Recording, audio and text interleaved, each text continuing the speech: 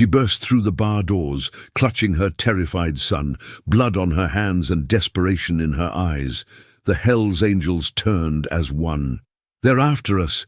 Please save my child," she begged. But no one imagined what would come next. The Desert Rose Bar sat on the edge of Barstow, California, a weathered place where secrets lived and questions died. Inside, smoke hung thick, whiskey flowed cheap, and men who lived outside the law found refuge. Jake Phantom Morrison sat at the far end, back to the wall, always to the wall. At 43, his face told stories of hard years, a scar above his left eyebrow, days-old stubble, eyes like storm clouds. His leather vest bore the Hells Angels patch, earned through blood and silence. He nursed whiskey, watching the door with instinct born from too many years looking over his shoulder. Around him his brothers laughed, Reaper, Diesel, Mad Dog, and 5 others. They trusted Jake. They followed him. They had no idea who he really was. The door exploded open. A woman stumbled inside, blonde hair matted with blood, white blouse torn. In her arms a small boy, 7 years old, trembled like a leaf in a hurricane. The bar fell silent. Every hand moved toward a weapon. "Please," her voice cracked with terror. "They're after us. They're going to kill us. Please save my child." She collapsed to her knees, the boy clinging to her. Blood dripped from a cut above her temple. Her blue eyes swept the room and landed on Jake. Something in her gaze struck him like a fist to the gut. Jake rose slowly, setting his glass down.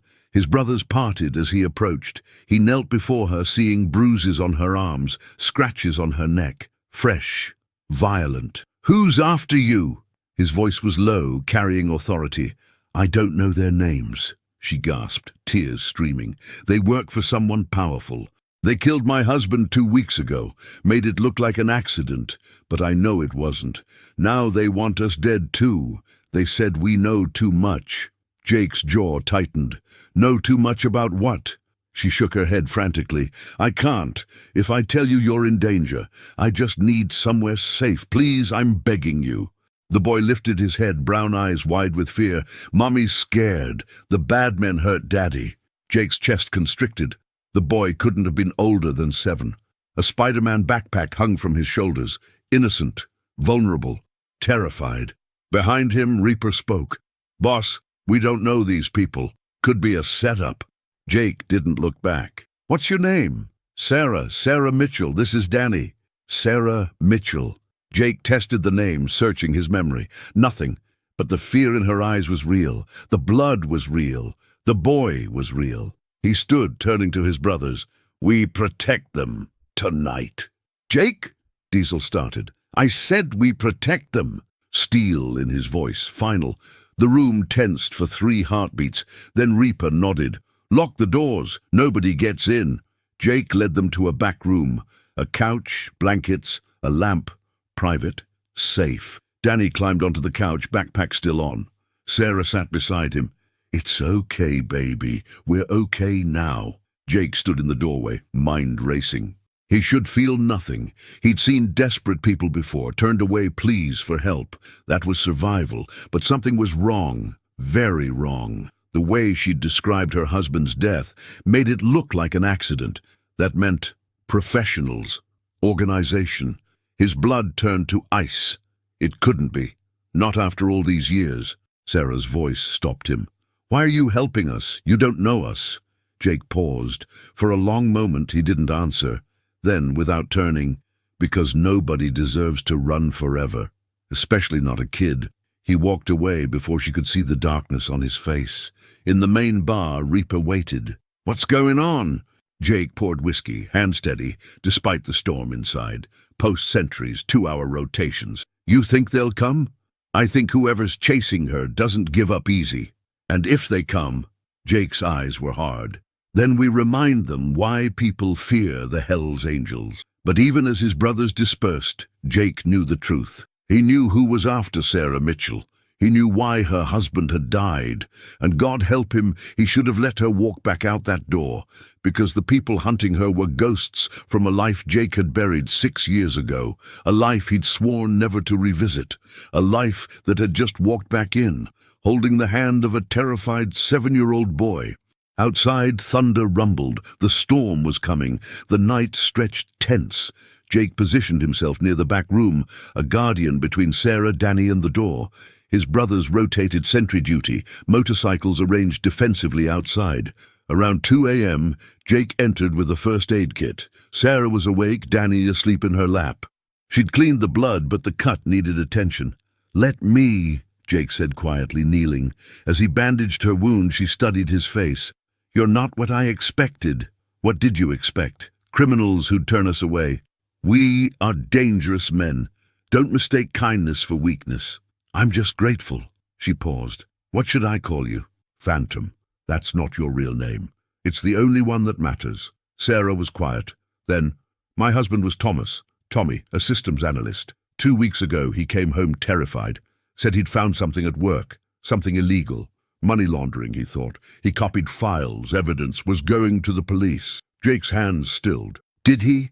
"He never got the chance. That night his car went off a bridge. They said he was drunk, but Tommy never drank and drove. Never." Tears spilled. "Then they came for us. 2 men broke into our house yesterday. We barely escaped. These files, do you have them?" Sarah pulled out a small USB drive. "Everything's here. I'm afraid to look." Jake stared at it. Small, innocent, deadly. He knew exactly what was on it. "Give it to me." "What? No?" "Sarah, if they find you with that, you and Danny are dead. Let me secure it." She searched his eyes. Finally, reluctantly, she placed it in his palm. "Please don't betray us." "I won't." As Jake stood, Danny stirred. "Mommy?" "I'm here, baby." Danny's gaze found Jake. "Are you a good guy or a bad guy?" The question hit hard. He crouched down. "I'm a guy who's going to make sure nothing bad happens to you or your mom." "Good enough?" Danny considered this seriously, then nodded. "Okay, you look scary, but you seem nice." Despite everything, Jake's mouth twitched. "Scary's the point, kid. My daddy was nice. He read me stories." Danny's voice dropped. "I miss him." Jake's throat tightened. "I bet he misses you, too." He left before his composure cracked. Diesel was waiting. "We got company." Jake went rigid. "Where?" 2 SUVs, blacked out, circling the block. Jake moved to the window. A black Escalade cruised past, slow and deliberate, professional. They'd found her. "Wake everyone, get Sarah and the boy ready to move." Jake made a call. A gruff voice answered. "This better be life or death. Gunner, I need the safe house in Victorville, tonight." Silence. "What kind of heat?" "The kind that doesn't leave witnesses." "Shit. Okay, keys are in the usual spot." Jake turned to Diesel. "We leave in 10. Reaper leads escort. I take the boy." Sarah appeared, Danny's hand in hers. "We need to leave. You ride with Diesel. Danny rides with me." "No, I'm not letting Danny out of my sight." Jake met her fierce gaze, a mother willing to fight the world. He respected that. "Okay, but if something happens to me, you're still with your son. If something happens to you, just a precaution." 10 minutes later, motorcycles roared to life. Jake secured Danny in front of him. "Ever been on a motorcycle?" "No," Danny whispered, fear and excitement mixed. "First time for everything." "Hold on and trust me." "Roll out." Reaper's voice cut the night. 8 motorcycles tore from the lot. Jake positioned himself mid-pack. Danny pressed against his chest. 3 miles out, the first SUV appeared in his mirrors, then the second. "We got tails!" Mad Dog crackled over comms. "Stay in formation, don't engage unless they shoot first." The Escalades accelerated, closing with terrifying speed. Professional, armed, hunting. "Danny, close your eyes and hold on tight. Don't let go no matter what you hear." "I'm scared." "I know, but I've got you. I promise." The first shot cracked the night. Sparks flew near Reaper's bike. "Return fire!" The desert exploded with violence. But as chaos descended, Jake saw something that froze his blood. The lead driver. Even in darkness, Jake recognized him. Marcus Viper Chen, former colleague, former friend, former partner from Jake's days as an undercover federal agent in the very organization now hunting Sarah. If Viper was here, Jake's cover was about to be blown wide open. The storm had arrived, and there was no outrunning it. Bullets tore through the night. Jake swerved hard, his bike leaning 45 degrees, Danny's scream swallowed by engine roar and gunfire, the boy's hands locked onto handlebars, knuckles white. "Stay low!" Jake shouted. Diesel and Sarah veered left, splitting the convoy. Reaper returned fire.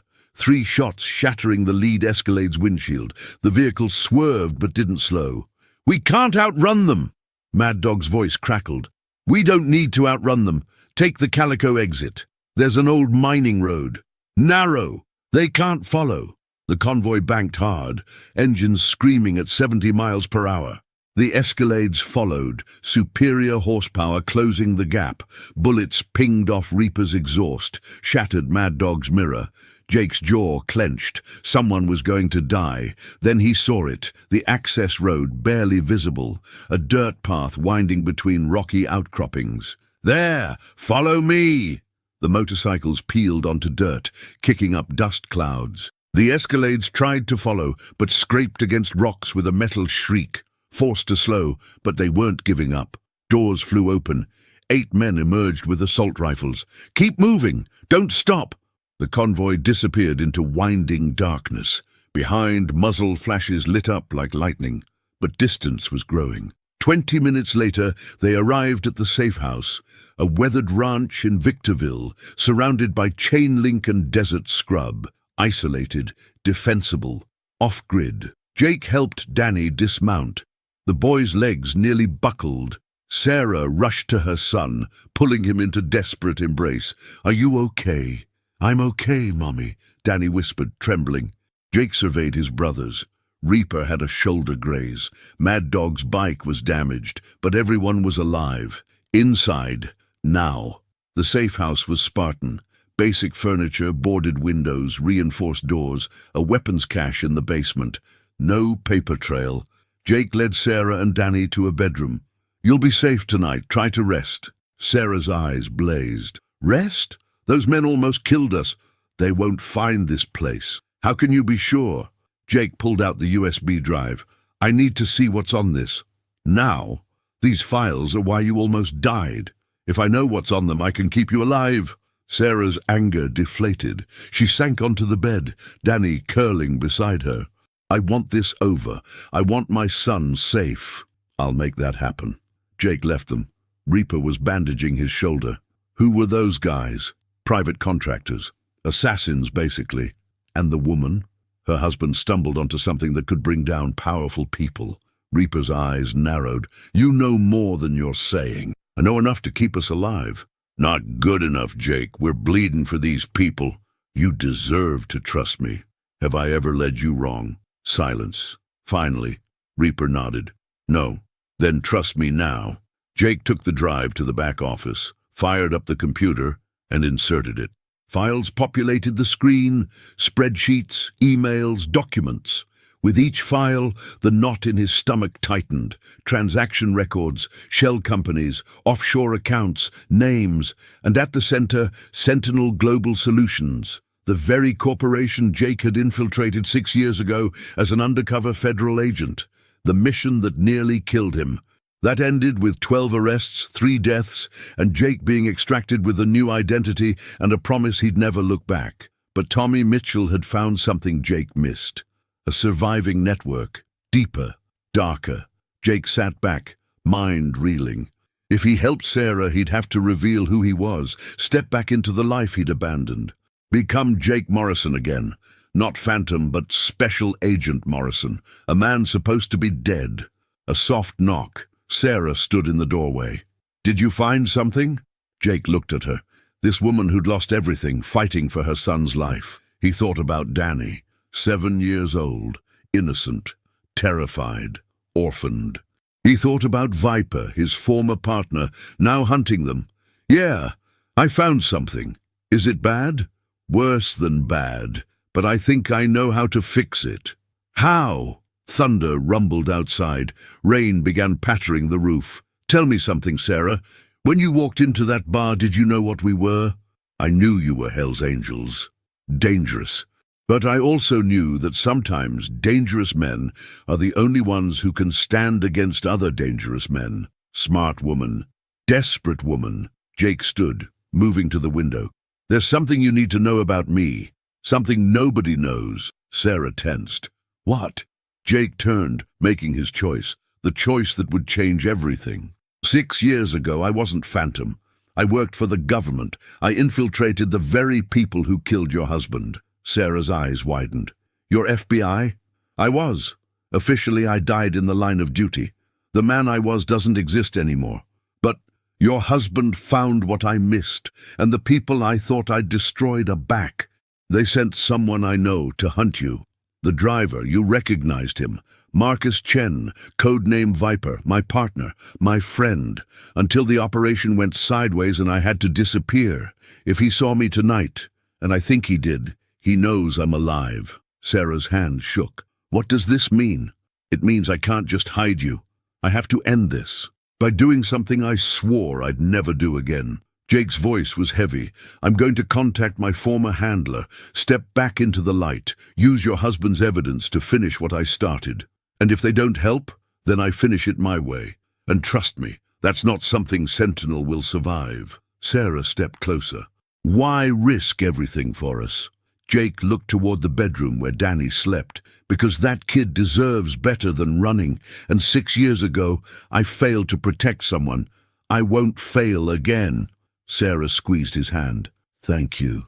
Jake nodded, gently pulling away. Get some rest. Tomorrow everything changes. Alone, Jake pulled out a phone he hadn't used in 6 years. He typed, Lazarus Protocol, need immediate extraction, Sentinel network active, critical intel in hand. He hesitated, finger hovering over send. This meant resurrecting a dead man, abandoning the Brotherhood, facing Viper, but it meant saving Sarah and Danny, finishing what he'd started. Jake pressed send. The storm raged outside. Inside, Jake Phantom Morrison, Special Agent Jake Morrison, waited for ghosts to answer. Dawn broke over Victorville, painting the desert in shades of gold and blood. Jake hadn't slept. He'd spent the night monitoring the perimeter, checking the encrypted phone every 5 minutes, and reviewing Tommy Mitchell's files until his eyes burned. The evidence was devastating. Sentinel Global Solutions hadn't just survived Jake's operation 6 years ago. They'd evolved. The files showed a network of corrupt officials, money laundering operations spanning 12 countries, arms deals with terrorist organizations, and something worse, a list of witnesses and informants who'd been systematically eliminated.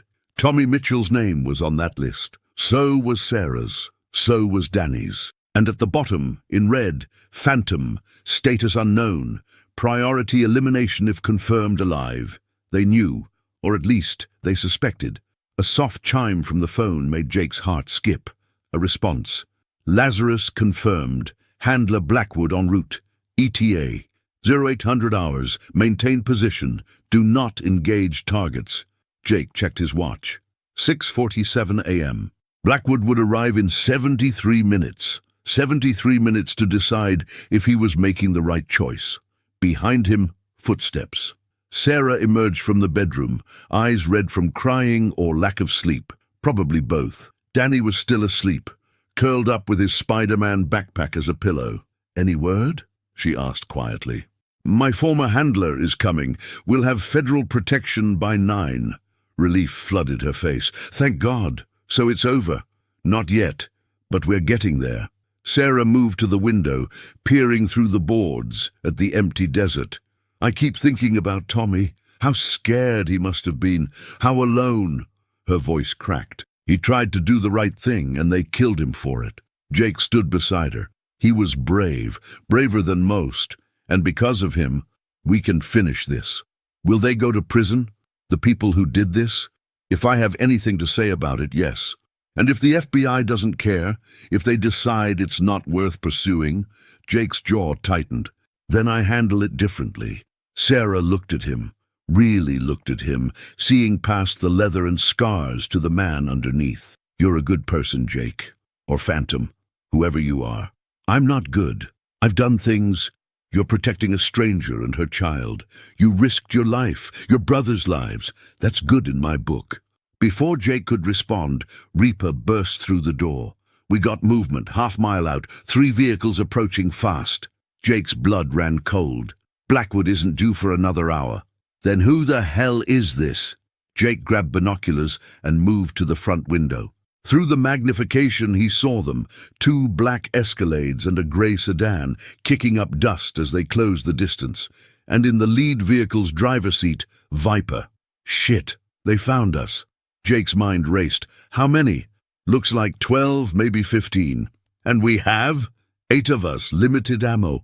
Reaper's expression was grim. "We can't win this fight, Phantom. We don't have to win. We just have to survive for 1 hour. Jake turned to Sarah. "Wake Danny. Get to the basement. There's a reinforced room down there. Used to be a panic room. Lock yourselves in and don't come out until I get you."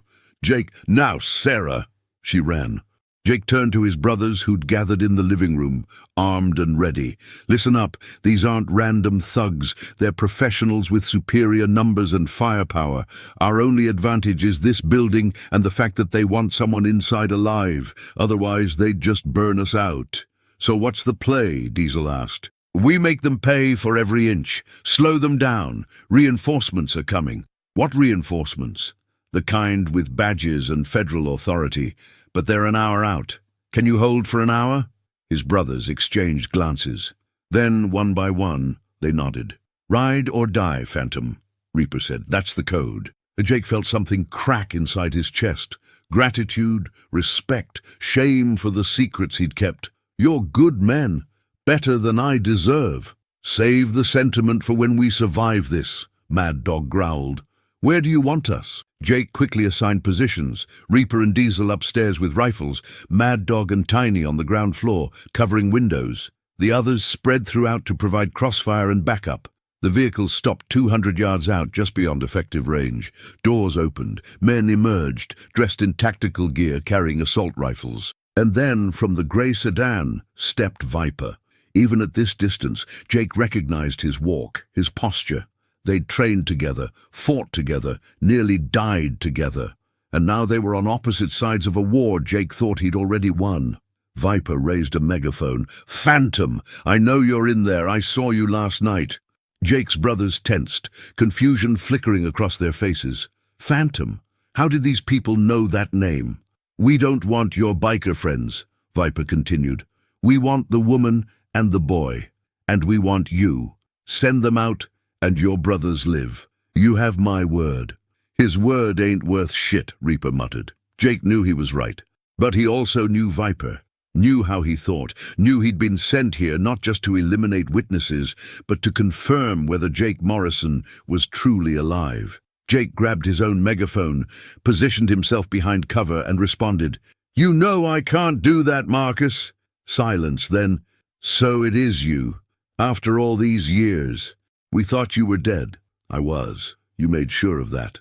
"Not me, brother. I wasn't part of the decision to burn the safe house. I tried to stop it.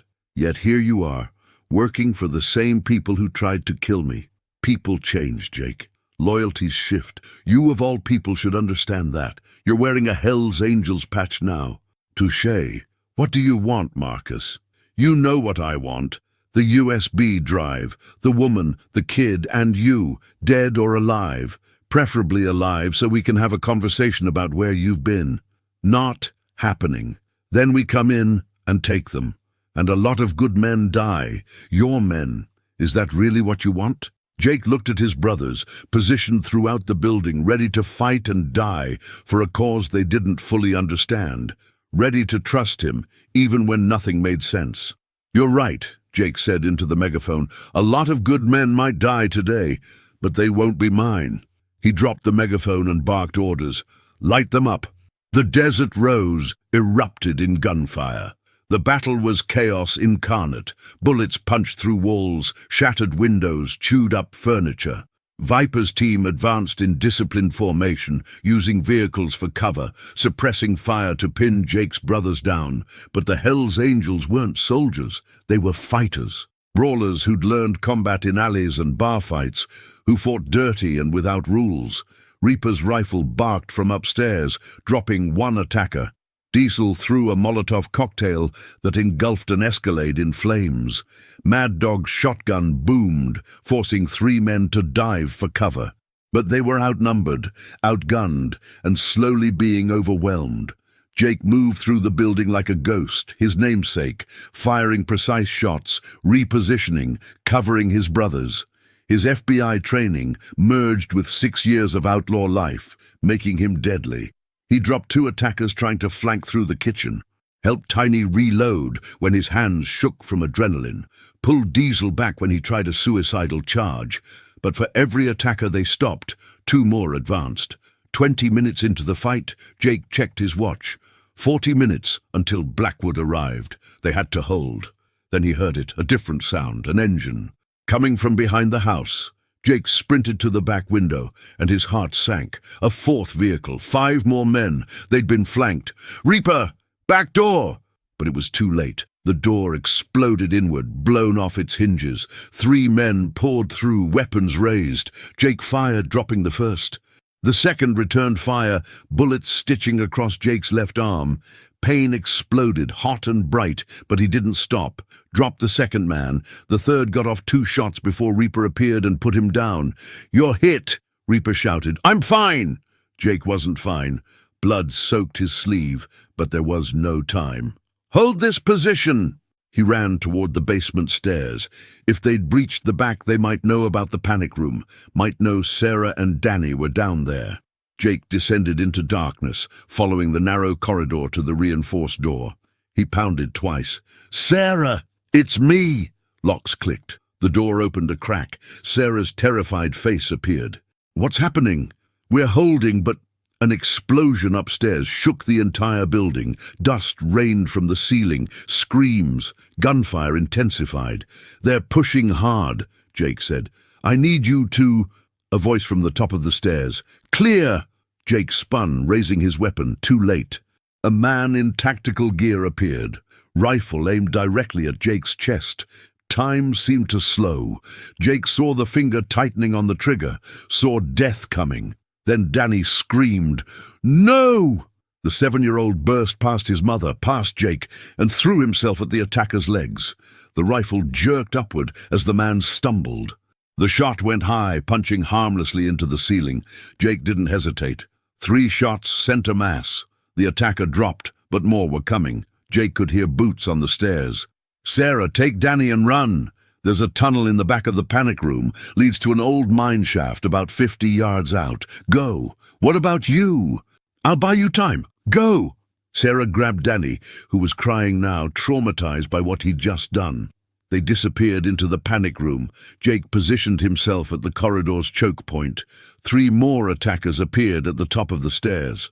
Jake emptied his magazine, forcing them back, reloaded. His arms screamed in protest, blood making his grip slippery. This was it, his last stand, like the operation 6 years ago when everything went wrong and he barely escaped. But this time, he wasn't running. This time, he was protecting something worth dying for. The attackers tried again, using flashbangs. Jake fired blind through the smoke and chaos, dropped 1, maybe 2, lost count. His slide locked back, empty. He reached for his backup piece. A figure emerged from the smoke. Viper.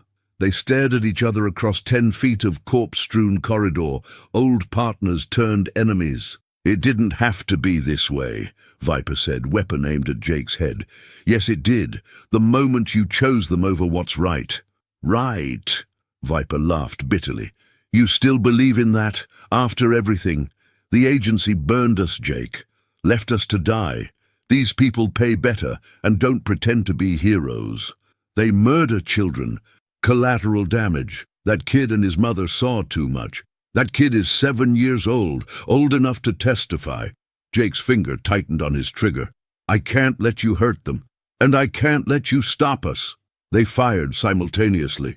Jake felt the impact in his chest, right side below his ribs, stumbled backward. His own shot caught Viper in the shoulder, spinning him. Both men dropped to their knees, bleeding, weapons raised. "You always were stubborn," Viper gasped. "You always were a traitor," Jake replied. Before either could fire again, the building shook with new explosions. But these were different, controlled, tactical. And then Jake heard the most beautiful sound in the world. "FBI, drop your weapons!" Federal agents swarmed through the building, dozens of them, overwhelming Viper's remaining team. Blackwood had arrived early. Viper's eyes widened. "You called them. You actually—" He coughed blood. "You destroyed your own cover." "Some things matter more than cover," Jake said, vision blurring. Agents surrounded them. Jake felt hands on him, pressure on his wounds, voices shouting for medical. The last thing he saw before darkness took him was Blackwood's weathered face leaning over him. "You always did have terrible timing, Morrison, but damn good instincts." Then nothing. Jake woke in a hospital, sunlight streaming through windows, the beep of monitors a steady rhythm. His chest and arm were wrapped in bandages. An IV dripped clear fluid into his veins, and beside his bed, in a plastic chair, sat Danny. The boy looked up from a coloring book. "You're awake, Mommy! He's awake!" Sarah rushed in from the hallway, relief flooding her face. "Oh, thank God! The doctor said you'd be okay, but—" She stopped, composing herself. "Thank you for everything." Jake's throat was dry. "Viper! In custody," a new voice said. Blackwood entered, looking exactly as Jake remembered. Grey hair, sharp eyes, permanent scowl. Along with 14 of his associates. The rest didn't make it. "My brothers? 2 injuries, non-critical. They're being debriefed." Reluctantly, Blackwood pulled up a chair. "You made quite a mess, Morrison." "Had to. They were going to kill a child." "Yes, about that." Blackwood glanced at Sarah and Danny. "Mrs. Mitchell, your husband's files were the break we needed. We've arrested 23 individuals so far, including 2 senators and a federal judge. Sentinel Global Solutions is finished." Sarah's eyes filled with tears. "Tommy didn't die for nothing." "No, ma'am. He was a hero, and we'll make sure the world knows it." Danny tugged his mother's hand. "Can we go home now?" Sarah looked at Blackwood, who nodded. "You're under federal protection until the trials are over. But yes, you can go home." After they left, Sarah squeezing Jake's hand one last time, Danny giving him a picture he'd colored of a motorcycle, Blackwood turned serious. "Now the hard part. You're officially alive again, which means you have decisions to make. Such as, the Hells Angels think you're a hero. They don't know you're FBI. When they find out, they'll feel betrayed. I know. We can relocate you. New identity, new life, again." Jake stared at the ceiling, thinking about his brothers. Reaper, who'd taken a bullet for him. Diesel, who'd followed him into hell without question. Mad Dog, Tiny, all of them. "No more running," Jake said quietly. "I'm done with lies. They might kill you, maybe, but I owe them the truth." Blackwood sighed. "You always were the stubborn one." He stood. "For what it's worth, Morrison, you did good. Saved lives, brought down a criminal empire. That counts for something. Does it? In my book, yeah." 3 days later, Jake was discharged, against medical advice, but he'd never been good at following advice. He rode, borrowed motorcycle, his own having been destroyed in the firefight, back to the Desert Rose Bar. His brothers were there, waiting. The moment Jake walked through the door, the room fell silent. Reaper spoke first. "The feds came by, asked a lot of questions, made some interesting statements about our president." Jake nodded slowly. "I can explain. You're a federal agent. Not a question, a statement. I was 6 years ago. Undercover operation that went bad. They faked my death, gave me a new identity. I became Phantom because I had nowhere else to go. And you didn't tell us." Mad Dog's voice was cold. "I couldn't. The operation was classified. If anyone knew, we trusted you." Diesel slammed his fist on the bar. "We rode with you. We bled for you." "I know, and I'm sorry. I never meant—" "Sorry?" Reaper stood, his face unreadable. You infiltrated us, used us. No, I rode with you because I wanted to, because after everything I'd lost, you gave me a brotherhood, a purpose.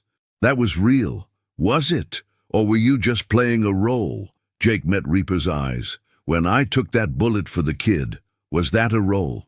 When I stood with you against 15 armed men, was that fake? I may have lied about my past, but I never lied about my loyalty to this club. The room was silent for a long moment. Then Reaper moved forward, stopping inches from Jake. You should have told us. I know. We could have helped. I know.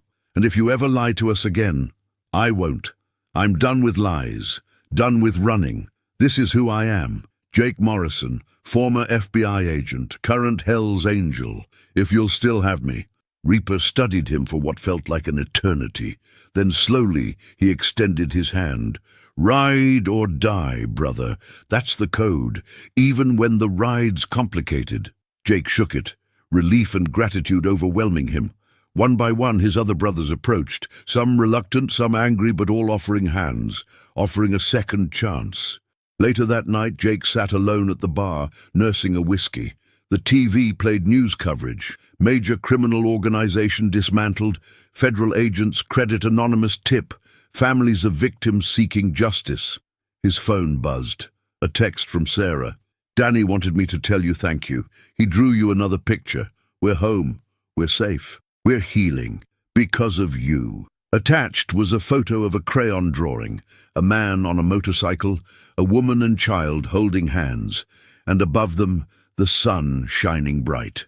Jake smiled. 6 years ago, he'd lost everything. Lost his identity, his purpose, his sense of right and wrong. But in saving a desperate woman and her terrified child, he'd found something he thought was gone forever. Redemption. The door opened behind him. Reaper sat down, ordered 2 beers. So what now, Morrison? Or should I call you Phantom? Phantom works. That part was always real. Fair enough. Reaper raised his beer. To the complicated ride. To brotherhood, Jake countered. However we find it. They drank, 2 men from different worlds, bound by the same code.